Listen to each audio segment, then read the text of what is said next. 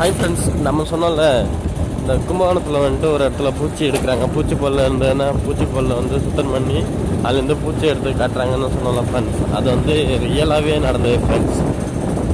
நம்ம கண்ணு முன்னாடியே வந்துட்டு ஒரு பேப்பர் ஒன்று கையில் கொடுக்குறாங்க, நியூஸ் பேப்பரு. அதுக்கப்புறம் அவங்க கையில் ஒரே ஒரு குச்சி தான் எடுத்துகிட்டு வராங்க. அந்த குச்சியை வந்துட்டு என்ன பண்ணுறாங்கன்னா நம்ம பல்லில் தட்டி தட்டி காட்டுறாங்க.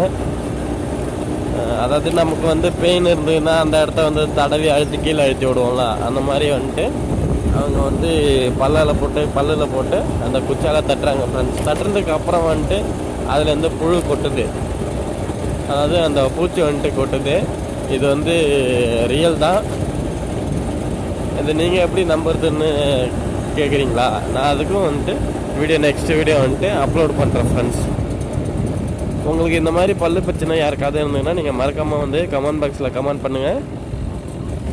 பல்லு பிடுங்காமல் இருக்கணும் அப்படின்றதுக்கான ஐடியா தான் ஃப்ரெண்ட்ஸ். தேங்க்யூ.